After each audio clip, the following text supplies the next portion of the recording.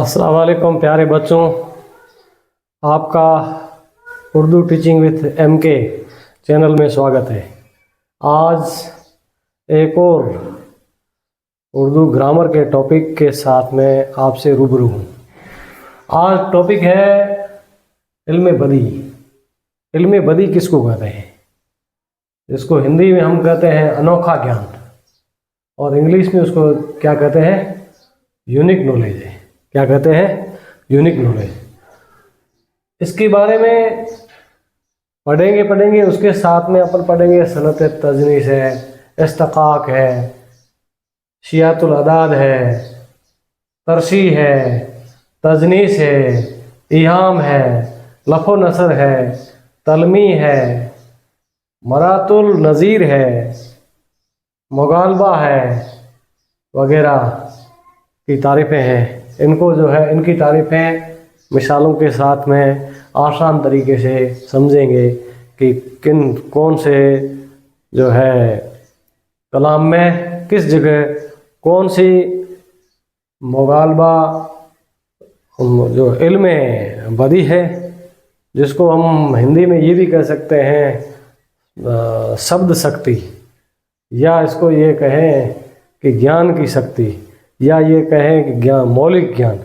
तो इसके ज़रिए जो इसका जो इस्तेमाल किया जाता है, इससे इस्तेमाल करके जो कलाम है उसमें खूबसूरती पैदा करने के लिए इन जो है शब्द शक्तियों का, अनोखा ज्ञान का, इल्म बदी का, यूनिक ज्ञान का इस्तेमाल करके कलाम में खूबसूरती पैदा की जाती है। अब इनके अलग अलग तारीफ़ें अपन पढ़ेंगे। इल्म बदी किसको कहते हैं? जो इल्म बदी है उसका मतलब ये होता है अनोखा ज्ञान, यूनिक नॉलेज। इल्म बदी के मायने अछूतेपन और नादिर के हैं। यानी कि बिल्कुल ही आपका कलाम क्या हो, जो आप लिख रहे हैं वो कलाम कैसा हो? अछूता हो, बिल्कुल ही कोई भी चीज़ की नकल नहीं की हो, और नादिर हो यानी यूनिक हो, बिल्कुल मौलिक हो, आपके जैसा दूसरा नहीं हो, नया हो और आपके नॉलेज के हिसाब से हो, उसको क्या कहते हैं? नादिर।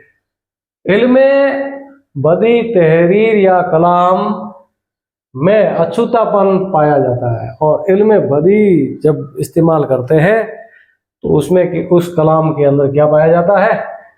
तहरीर के अंदर या कलाम के अंदर क्या पाया? अछूतापन, मौलिकता पाई जाती है। इसके कलाम के आराइश और आजमाइश की जाती है। उसके अंदर जो है कलाम को बनावट लिखने में आराइश यानी लयबद्ध तरतीब के साथ में, और जुबाइश के साथ में, उसकी जो है सुंदर लिखावट के साथ में, और जो है तरतीब के साथ में उसको लिखा जाता है। इस्तिलाह में बदी उस इल्म का नाम है जिसमें सनाए लफ्जी और सनाए मानवी बयान की जाती है। इल्म बदी की जो दो किस्में हैं, एक जो है इल्म लफ्जी जिसमें जो है लफ्ज़ों के जरिए कलाम में खूबसूरती पैदा की जाती है, उसको क्या कहते हैं? मायनों के जरिए, शब्दों के जरिए इल्म के अंदर क्या पैदा की जाए? खूबसूरती पैदा की जाए, तो उसको क्या कहते हैं? सनत मानवी कहते हैं। और सनत लफ्जी कहते हैं जिनके जरिए किसी भी कलाम के अंदर लफ्ज़ों की महारत से उसके कलाम के अंदर खूबसूरती पैदा की जाए, तो उसको क्या कहते हैं? सनाए लफ्जी। ये दोनों जो किस्में हैं वो किसकी है? इल्म बदी की है। सनाए जो है सनत का जमा है। किसकी जमा है? सनत की जमा है। और सनत का अर्थ क्या होता है? हुनर होता है, कारीगरी होता है और महारत के है। किसी भी कलाम के अंदर लिखने में हुनर हो, कारीगरी हो और उसको लिखने के अंदर महारत हो, तो उस सनत को क्या कहते हैं? शनाए कहते हैं। जैसे ये सनाए है ना, सनाए कहते हैं महारत, कारीगरी और हुनर। सनाए लफ्जी यानी लफ्जों की महारत हो, लफ्जों लिखने में महारत हो, और सनाए मायने यानी मायनों के अंदर बयान की जाती है, उसके अंदर क्या हो, महारत हो, उसको सनाए लफ्जी और सनाए मानवी कहते हैं। अब इसके सनाए लफ्जी और सनाए मानवी के बारे में मजीद जानकारी आपको देंगे। यानी सनाए लफ्जी उसको कहते हैं, सनाए लफ्जी लफ्जों की शुद्धबाजी, लफ्जों की उलटफेर, लफ्जों का जो है हुनर फेर, उलट फेर और रोक पलक संवारने के कलाम में आजमाइश, आराइश और जुबाइश पैदा की जाती है। यानी कि उनके अंदर जो है तरतीब पैदा की जाती है और बनावट के अंदर जो कलाम के अंदर खूबसूरती पैदा की जाती है। और साथ साथ जो सनाए लफ्जी है उसमें खूबी लफ्जों से पैदा की जाती है। और जो सनाए लफ्जी है उसमें लफ्जों के जरिए जो है खूबी पैदा की जाती है कलाम में। उसमें उलट फेर करना, कलाम को खूबसूरत बनाने के लिए लफ्जों का हेर फेर करना, उलट फेर करना और तरतीब है, तरतीब देना जिससे कि कलाम में खूबसूरती पैदा हो जाए। ये सभी जो है लफ्जों की खूबसूरती के जरिए ही पैदा की जाती है। अब है जो सनाए लफ्जी है उनकी जो है 6 किस्में हैं। पहली अक़साम है सनत तजनीश। वह कलाम में 2 ऐसे अल्फाज लाना जो तलफ़ुज़ में यकसा हो लेकिन मायने में मुख्तलिफ हो। यानी कलाम में 2 एक जैसे अल्फाज का इस्तेमाल करना, जिनके 2 मिसरे होते हैं, ऊपर वाले मिसरे में भी इस्तेमाल हो और नीचे वाले मिसरे में इस्तेमाल हो, दोनों जो है एक जैसे हो, लेकिन जब उनको मायना जब पढ़ेंगे, समझेंगे, उनकी तसरीह करेंगे तो उनका जो है दोनों का अर्थ जो है अलग अलग हो जाए, मायना जो अलग अलग हो जाए, उसे क्या कहते हैं, सनत तजनीस कहते हैं। जैसे मिसाल के तौर पर तुम रात को न आए जो अपने करार पर, यह जुल्म तुमने क्या क्या इस बेकरार पर। यानी कि तुम जो है रात को आने का करार, यानी यहाँ करार का इस्तेमाल हुआ वादे में और यहाँ जो करार का इस्तेमाल हुआ है किसमें, आराम में। यानी कि तुम जो है रात को न आए करार पर, जो आपने वादा किया था उसके मुताबिक आपको रात को आना था लेकिन आप नहीं आए।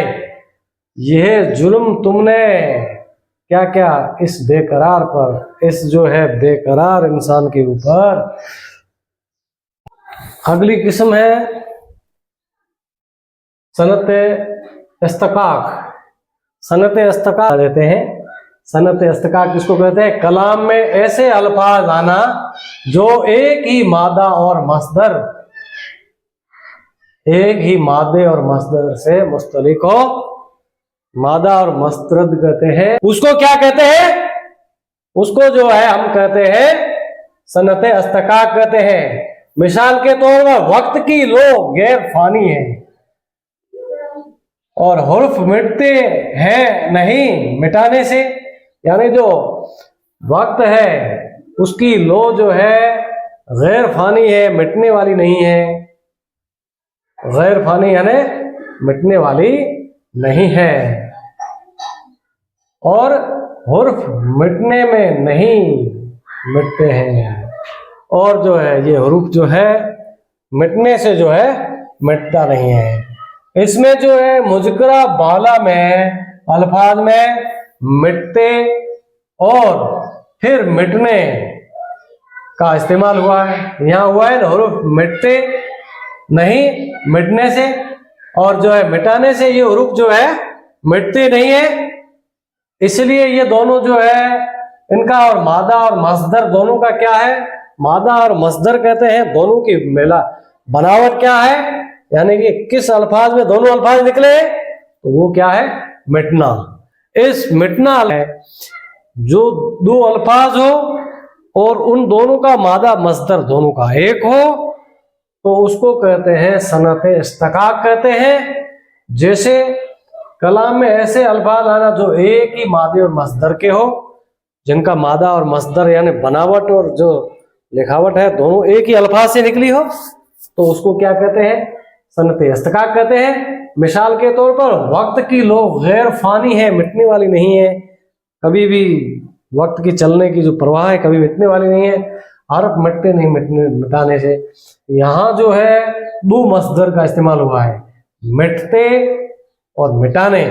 ये दोनों जो अल्फाज है मुज़करा, दोनों जो है मिटने और मिटाने का, इन दोनों का और मादा मसदर किस अल्फाज से निकला है। अब जो है सनत लफ्जी की तीसरी जो किस्म है, सनत तकरार लफ्जी, किसको कहते हैं? सनत तकरार लफ्जी किसको कहते हैं?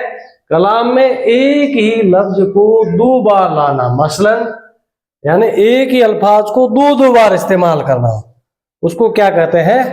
सनत तकरार लफ्जी कहते हैं। जैसे पत्ता पत्ता दो बार इस्तेमाल हुआ, बूटा बूटा दो बार इस्तेमाल हुआ, हाल हमारा जाने हैं, जाने न जाने गुल ही न जाने, बाग तो सारा जाने है। यहाँ पर जो है पत्ता पत्ता और बूटा बूटा का जो इस्तेमाल किया गया है, इससे क्या है? सनत तकरार, इस अल्फाजों में क्या पैदा हो गई है? तकरार पैदा हो गई है, और इसको हम क्या कहते हैं? सनत तकरार लफ्जी कहते हैं। ये था तीसरा लफ्ज है। अब तक अपन ने सनत लफ्जी की तीन किस्में पढ़ी थी, अब चौथी किस्म सनत तरशी। सनत तरशी किसको कहते हैं? कलाम में ऐसे दो मिसरे लाना जिनमें दूसरे मिसरे के अल्फाज के अलग तरतीब, हम मायना और हम काफिया हो, अलग तरतीब हो और हम वजन हो और हम मायना हो। दूसरे मिसरे के अल्फाज पहले मिसरे के अल्फाज से हम वजन हो, एक जैसा वजन हो, एक जैसा उसका क्या हो? काफिया हो, तो उसको क्या कहते हैं? सनत तरशी कहते हैं। जैसे हिम्मत ने मेरी मुझे उड़ाया, गफलत ने तेरी मुझे छुड़ाया।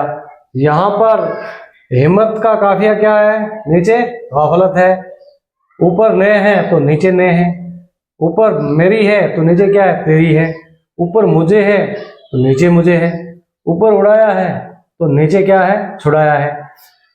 इनके जो काफिये हैं हम काफिया है। जैसे हिम्मत का गफलत, तो ये क्या है?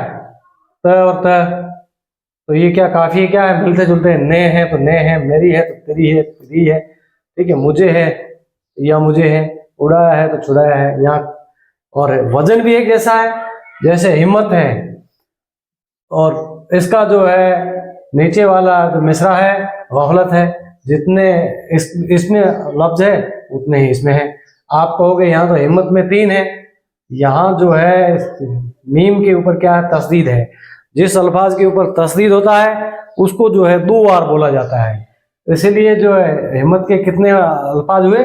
चार हुए। तो ये गफलत में भी चार है, ने तो ने में चार है, मेरी में कितने अल्फाज है? तीन है, तो इसमें भी तीन है। तो इस तरीके से दोनों के अल्फाज हम वजन है और हम काफिया भी हो। जिस कलाम के अंदर दोनों मिसरों में वजन और काफिया एक जैसा सेट किया हुआ हो, तो उसको हम क्या कहते हैं? सनत तरशी कहते हैं। अब आगे पढ़ेंगे। सियाकतुल अदद, सियाकतुल अदद कहते हैं कलाम में अदद का जिक्र करना। इसी कलाम में अदद का जिक्र हो तो उसको क्या कहते हैं? सनत सियाकतुल अदद कहते हैं। जैसे मिसाल के तौर पर उम्र दराज मांग के लाए थे 4 दिन, 2 आरजू में कट गए 2 इंतजार में। यहाँ जो है जिस कलाम के अंदर डिजिट का इस्तेमाल हो, यानी संख्या, जिसको हिंदी में संख्या कहते हैं, इंग्लिश में डिजिट कहते हैं और उर्दू में अदद कहते हैं। अदद यानी गिनती कहते हैं। गिनती वाले अल्फाजों का इस्तेमाल किया गया हो तो वह जो शेर है उसकी जो शक्ल है किस शक्ल में होगी? सनत सियाकतुल अदद की शक्ल कहलाएगी। अगर हम कहें कि उस कलाम की कौन सी शक्ल है, उस जो है कलाम का कौन सा शक्ल है, तो उसका क्या है, सियाकतुल अदद। तो है सनत जो सियाकतुल अदद है, जैसे यहाँ उम्र दराज मांग लाए थे 4 दिन, यहाँ 4 दिन का इस्तेमाल किया गया है। 2 आरजू में दो का डिजिट का इस्तेमाल किया गया, 2 आरजू में कट गए और 2 इंतजार में कट गए। यहाँ जो है 4, 2 और 2 का इस्तेमाल किया गया है। जो मुज़क्करा बाला शेर के अंदर 2, 2 और 4 का जो इस्तेमाल किया गया है, तो ये क्या है, अदद है, और ये कलाम क्या कहलाएगा, सियाकतुल अदद कहलाएगा। अब सनत सियाकतुल अदाद है, ये कौन कितनी तादाद है, 5वीं है। अब अपन जो है छठा पढ़ेंगे। छठा जो लफ्जी जो सनत लफ्जी है, उसकी कौन सी अक़साम पढ़ेंगे, छठी अक़साम पढ़ेंगे। छठा क्या है, सनत तज़मीन। सनत तज़मीन किसको कहते हैं, किसी दूसरे शायर का कलाम अपने अशार मतलब शेर का जमा है, अशार शेर में शामिल करना, उसको क्या कहते हैं, सनत तज़मीन कहते हैं। जैसे गालिब साहब ने नासिक, इमाम बख्श नासिक का लिया है, आप बेबहरा है जो मुतकिद मीर नहीं। ये जो शेर है किसका है, इमाम बख्श नासिक का है। और ऊपर वाला शेर कौन, गालिब कह रहा है, गालिब अपना पे अकीदा है बकौले नासिक। यानी गालिब साहब कह रहा है अपना जो यकीन है वो किस पर है, नासिक पर है। यानी नासिक जो कह रहा है उस पर मेरे को क्या है, यकीन है। कैसे, तो ये कहा है, नासिक का है कलाम लिया है तज़मीन के तौर पर, आप बेबहरा है जो मुतकिद मीर। यहाँ पर जो है इमाम बख्श नासिक का जो है शेर लिया है। अगर किसी कलाम में दूसरे शायर का मिसरा ले आना, अपने शेर में तज़मीन के तौर पर इस्तेमाल करना, उसको सनत तज़मीन कहते हैं। बाला मुज़क्करा शेर दूसरे मिसरे इमाम बख्श नासिक का है, जैसे गालिब ने तज़मीन किया है। तज़मीन पढ़ा था सनत लफ्जी। अब पढ़ेंगे लफ्जों से कैसे जो है कारीगरी पैदा की जाए, वो पढ़ रहे थे, खूबसूरती पैदा की जाए कलाम में। लेकिन अब पढ़ेंगे सनत मानवी। सनत मानवी किसको कहते हैं, अगर मायनों में खूबी पैदा करके कलाम में खूबसूरती और तासीर में इजाफा हो, तो उसको क्या कहते हैं, सनत मानवी कहते हैं। तो उसे हम क्या कहते हैं, सनत मानवी कहते हैं। सनत मानवी की अक़साम अपन देखेंगे। पहला है सनत तज़ाद। सनत किसको कहते हैं, कलाम में 2 ऐसे अल्फाज लाना जिनमें मायने एक दूसरे की जिद में हो। कोई ऐसा कलाम लाना जिसमें जिद के अंदर 2 मायने हो, 2 लफ्ज हो, तो उस कलाम में को क्या कहते हैं, सनत तज़ाद कहते हैं। जैसे मिसाल के तौर पर सुबह होती है, शाम होती है, उम्र यूं ही तमाम होती है, तो यहाँ सुबह और शाम का इस्तेमाल किया गया है। ये दोनों अल्फाज क्या है, एक दूसरे के जिद में है। जिस कलाम के अंदर, जिस कलाम के शेर के अंदर 2 लफ्जों का इस्तेमाल हो और दोनों एक दूसरे की जिद में हो, तो उसे क्या कहते हैं, सनत तज़ाद कहते हैं। अब आगे बढ़ेंगे। सनत मानवी की दूसरी किस्म है सनत इहाम। इहाम का लग़वी मायना है वहम में डालना। इस्तिलाह में किसी इबारत या शेर में ऐसे अल्फाज या लफ्ज या अल्फाज का इस्तेमाल करना जिसमें 2 मायने हो, एक करीब का मायना हो और दूसरा क्या हो, दूर का मायना हो। जो उसकी मुराद है, लेकिन लिखने वाला जो है उसका मायना क्या लेता है, दूर का मायना लेता है, उसे क्या कहते हैं, इहाम कहते हैं। जैसे मिसाल के तौर पर, सब जो मस्जिद में जा फंसे मोमिन, रात काटी खुदा खुदा करके। यानी जो मस्जिद है वो क्या है, खुदा का घर है। मस्जिद जो है खुदा का घर है और वहाँ जो है सुकून के लिए अल्लाह अल्लाह करके वर्द करते हैं। तो ये तो हुआ नज़दीकी मायना हुआ, करीबी मायना हुआ। लेकिन दूर का क्या मायना है वो किसी के समझ में नहीं आता है, वहम में डालता है जो शेर उसे क्या कहते हैं? सनत इहाम कहते हैं। मानवी अल्फाज की दूसरी अक़साम हमने पढ़ी है सनत। तीसरी किस्म है सनत मुरातुल नज़ीर। जो सनत मानवी है उसकी चौथी अक़साम है सनत मुरातुल नज़ीर। कलाम में एक अल्फाज की निस्बत से ऐसे दूसरे अल्फाज में इस्तेमाल करना, उसका अल्फाज में तजाद के अलावा कोई और ताल्लुक रखता हो, तजाद यानी जिद के अलावा कोई और मायना रखता हो, उसको क्या कहते हैं? सनत मुरातुल नज़ीर कहते हैं। मसलन, नहीं है ना उम्मीद इकबाल अपने कष्ट वैराना से,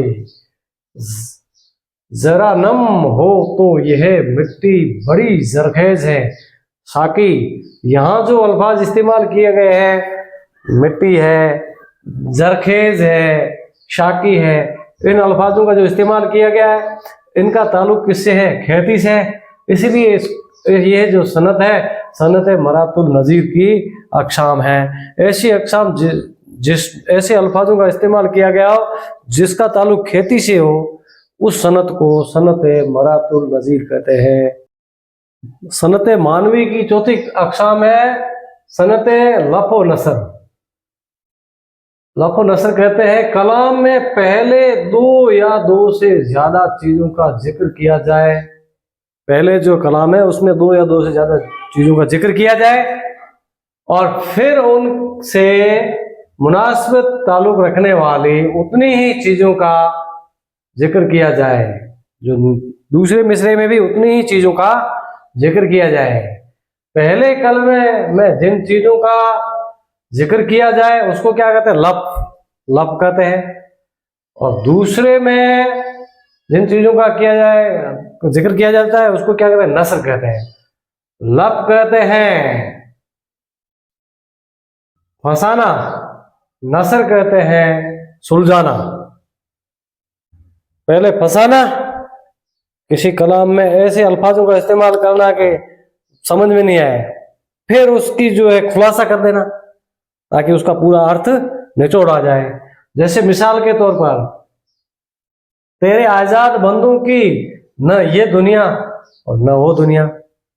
न इकबाल साहब के इस शेर में क्या कहा गया है कि जो तेरे आज़ाद बंदे हैं, जीने वाले हैं, न तो ये दुनिया आज़ादी से जीने देती है और न वो दुनिया आज़ादी से जीने देती है। उसके बाद में इसका खुलासा दूसरे कलाम में किया गया है, यहाँ मरने की पाबंदी, वहाँ जीने की पाबंदी। यानी यहाँ जो है इंसान, यानी इस दुनिया के अंदर क्या है? मरने की पाबंदी है कि मौत आनी आनी, चाहे कुछ भी हो जाए। और वहाँ क्या है? यानी जो हशर का मैदान है, वहाँ पर दूसरी दुनिया में मरने, ये संसार को छोड़कर दूसरी दुनिया में जाते हैं तो वहाँ जीने की पाबंदी, वहाँ जीना है, मरना चाहे तो मर नहीं सकता है। तो इस तरीके से क्या कहते हैं? सनत लफ़ व नसर कहते हैं। इकबाल के शेर में ये दुनिया के मुनासिबत से मरने की पाबंदी और वह दुनिया से ताल्लुक़ रखने का मतलब है जीने की पाबंदी, ये दोनों जिस सनत में इस्तेमाल किया गया है उसको लफ़ व नसर कहते हैं। सनत हुस्न तालील, कलाम में किसी बात की कोई नई और अनोखी वजह बयान की जाए जो उसकी वजह न हो, वास्तव में उनकी वजह वो नहीं हो, ऐसे शायराना इल्लत भी कहा जा सकता है। मिसाल के तौर पर, यानी कि ऐसा कलाम के अंदर बयान करना जो असली वजह नहीं है, दूसरा कोई वजह बयान करना जिसका उससे कोई ताल्लुक नहीं हो, अनोखी और नई वजह बयान की जाए। यानी कलाम में किसी बात को कोई नई और अनोखी वजह बयान की जाए, कोई वजह है, अनोखी वजह कोई बयान की जाए कलाम में, और जो क्या है असली वजह न हो, वो असली वजह नहीं हो, उसको क्या कहते हैं? उसको जो है उसने तारील कर। जैसे इसी बारिश से दाए तफल को अफूम देती है, कीन ताहू जाए लज्जत आशना तलखी दोरों की। यहाँ जो है दोरा जो दाई है वो जो है क्या है? वह बच्चे तफल यानी बच्चे को दायां दायां देती है, अफीम देती है, इसलिए देती है ताकि क्या है, सो जाए, सोने के लिए देती है। लेकिन यहाँ पर शायर ने इसका क्या किया है, इस्तेमाल जो किया है कि दुनिया की तलखियां हैं उसको बयान करने के लिए उन तलखियों से वाकिफ कराना चाहती है, इसलिए उसको जो है अफीम देना चाहती है। में किसी बात को बढ़ा चढ़ाकर बयान करना जो खिलाफ है वाकिया और खिलाफ है अकल हो, उसी क्या कहते हैं, मुबालगा कहते हैं। यानी किसी बात को ऐसे बढ़ा चढ़ा करके बयान करना कि हकीकत से बिल्कुल परे हो, बिल्कुल हकीकत नहीं हो, लेकिन वो किसी की तारीफ में बयान करे या किसी भी वाकियात को ऐसे बढ़ा चढ़ा करके बयान करे कि जो अकल है वह उस वाकियात को मानने से भी इनकार कर दे, तो उसको क्या कहते हैं, मुगालबा कहते हैं, सनत मुगालबा कहते हैं। जैसे मिसाल के तौर पर एक दिन शबे फिराक में रोया इस कदर, चौथे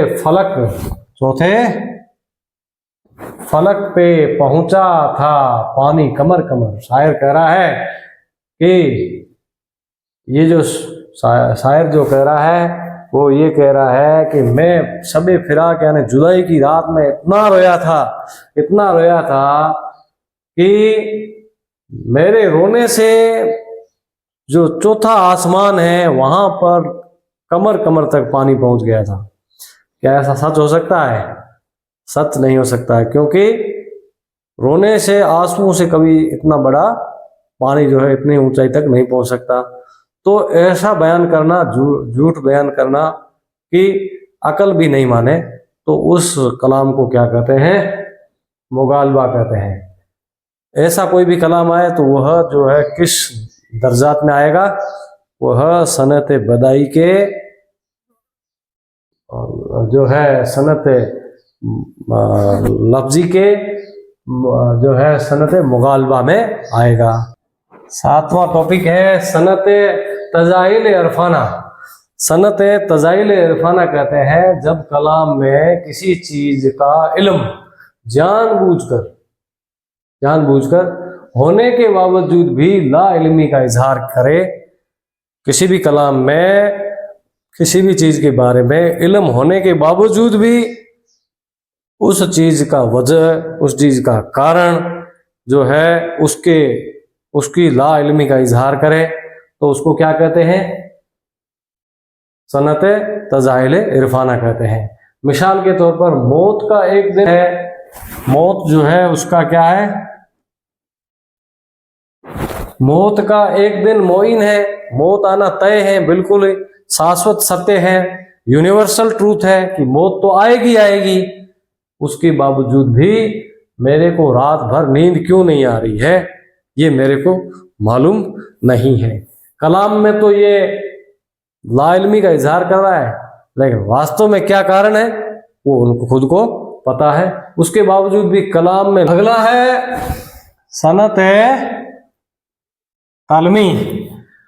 जिस शेर में किसी मशहूर वाकया या कुरान करीम की आयत है, हदीस पाक की है, हदीस और उसके मकौलों की तरफ इशारा किया जाए, तो उसको क्या कहते हैं, तलमी। किसी मशहूर वाकयात की तरफ इशारा करे या कुरान शरीफ के किसी जो है बड़े वाकयात की तरफ इशारा करे या हदीस पाक की किसी जो है वाकयात की तरफ इशारा करे, तो उसको हम क्या कहते हैं, कलाम के जरिए इशारा करे, उस वाकयात की तरफ इशारा करते हैं, उसका उदाहरण दे करके कोई चीज शेयर करते हैं, तो उसको क्या कहते हैं, सनत तलमी कहते हैं। जैसे इब्ने मरियम हवा करे कोई, मेरे दुख की दवा करे कोई। अब ये जो है इब्ने मरियम यानी मरियम का जो बेटा था हजरत ईसा अलैहिस्सलाम, उसको अल्लाह ताला ने जो है वह बहुत बड़ी जो है ताकत बख्शी थी कि वह कुम बेजान अल्लाह कहता था तो मुर्दा जो है उठ जाता था, और जो कुम बेजान अल्लाह कहता था तो जो बीमार था वो शिफा हो जाता था। तो शायर जो गालिब साहब ये कह रहा है कि मैं तो तब जानो जब मेरे जो है दुख की कोई दवा ढूंढ ले, तो मैं जानो कि कोई इब्ने मरियम की जो है वह किसी के पास में जलवा है। इस तरीके से अब आगे बढ़ेंगे। नौवां पॉइंट है सनत मुमतना, ऐसा शेर जो निहायत ही सादा और आसान अल्फाजों में लिखा जाए लेकिन उसमें फिक्र में क्या हो गहराई पाई जाए, उस कलाम के जो उस कलाम है उसका जो मिसरा है उसके अंदर गहराई पाई जाए, उसे क्या कहते हैं सनत मुमतना कहते हैं। जैसे मिसाल के तौर पर तुम मेरे पास हो तो गोया जब कोई दूसरा नहीं होता, इसके अंदर जो है ऐसा कोई लफ्ज नहीं है जो सरल नहीं हो, आसान नहीं हो, लेकिन उसके बावजूद भी इसके शेर के अंदर क्या है गहराई है। तुम मेरे पास हो तो गोया, यानी तुम जब मेरे पास होते हो तो गोया मेरे जो है दिल के अंदर किसी भी प्रकार की कोई जो है दुख और तकलीफ नहीं होती है। जब कोई दूसरा नहीं होता, और दूसरा नहीं होता इसका मतलब ये हुआ कि कोई भी मेरे जो दिल के अंदर है कोई दुख और दर्द नहीं होता। लेकिन अगर सीधा आसान लफ्जों में लेंगे तो कोई दूसरा कोई आदमी मेरे पास नहीं है, लेकिन इसकी गहराई में लेंगे तो इसका मतलब ये हुआ कि मेरे दिल के अंदर कोई भी दुख और दर्द नहीं है। जमा कलाम में एक ही केद शरत या हुक्म के तहत चंद चीजों को जमा करना क्या कहलाता है, सनत जमा कहलाता है। जैसे मिसाल के तौर पर हम हुए, तुम हुए कि मीर हुए, इसकी जुल्फों के शब अशीर हुए। यहाँ जो है हमको साथ लिया है, हमको जमा किया है, तुम है, मीर है, यहाँ जो है बहुत सारी चीजों को जमा किया है। जिस कलाम के अंदर बहुत सारी चीजों का एक साथ जिक्र किया जाए तो उसको क्या कहते हैं, सनत जमा कहते हैं। इस तरीके से ये वीडियो समाप्त होता है। एक और नए वीडियो और कंटेंट के साथ मिलेंगे। आपको अगर इस वीडियो को अच्छा लगा हो तो आप इस चैनल को उर्दू टीचिंग विद एमके को लाइक करें, सब्सक्राइब करें, बेल आइकन का बटन दबाएं ताकि नए से नई जानकारी आपको मिलती रहे। अब एक और नए कंटेंट के साथ में, नए वीडियो के साथ में मिलेंगे। जब तक के लिए अल्लाह हाफिज।